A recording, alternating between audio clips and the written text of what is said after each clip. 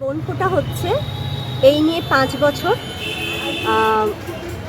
আর বনফোঁটার জন্ম হচ্ছে আমাদের আমরা মালদা শহরের বেশ কিছু মেয়েরা মিলে শুরু করেছিলাম। বোনেরা বোনকে ফোঁটা দিচ্ছে, তাদের মঙ্গল কামনা করছে, তাদের ভালো চলছে। কি মন্ত্র উচ্চারণ করে ফোঁটা দিচ্ছে?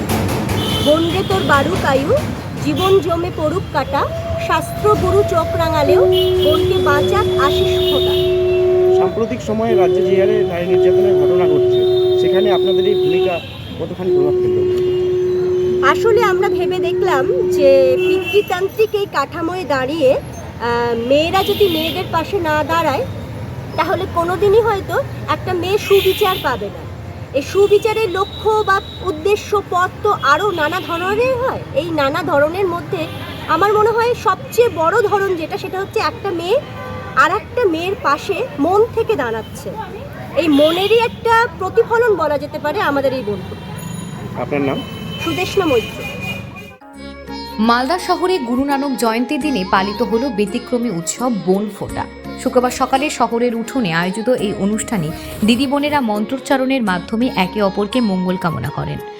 উৎসবের অন্যতম উদ্যোক্তা সুদেষ্ণা মৈত্র জানালেন, বোনেদের সুরক্ষা মঙ্গল কামনায় 4 বছর আগে উদ্যোগ শুরু হয়। এবছর বনফোঁটা 5ম বছরে পদার্পণ করেছে। সাম্প্রতিককালে নারী নির্যাতনের উদ্বেগজনক পরিস্থিতিতে এই অনুষ্ঠান আরও বেশি তাৎপর্যপূর্ণ হয়ে উঠেছে। আরেক উদ্যোক্তা বলেন, ভাইয়ের মঙ্গল কামনায় যেমন রয়েছে ভাইফোঁটা, তেমনি বোনেদের জন্য এমন কিছু প্রথা নেই। সেই অভাব পূরণের লক্ষ্যে আমরা বনফোঁটার আয়োজন করেছি। নারীদের প্রতি সমাজের দৃষ্টিভঙ্গি পরিবর্তনের আহ্বান জানিয়ে এই উৎসব যেমন ভাইফোঁটার মতো একটি বিশেষ স্থান অর্জন করতে চলেছে, তেমনি তা নারীর সুরক্ষার বার্তা তুলে ধরছে। Bureau report, news prime Times. এবার নিয়ে 5 বছর হলো। ঘটা করে শাস্ত্রে, ক্যালেন্ডারে, লোকাচারে যা সব নিয়ম হয় সবটাই পুত্রের জন্য, ভাইয়ের জন্য, স্বামীর মঙ্গলের জন্য।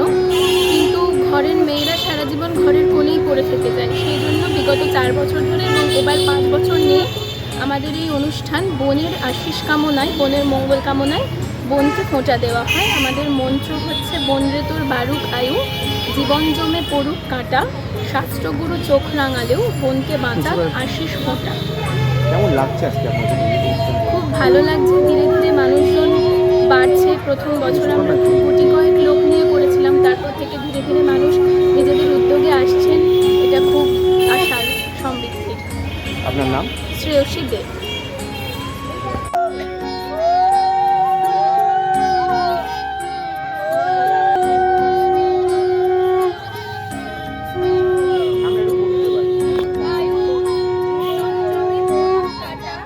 শাস্ত্রগুরু চোখ রাঙালেও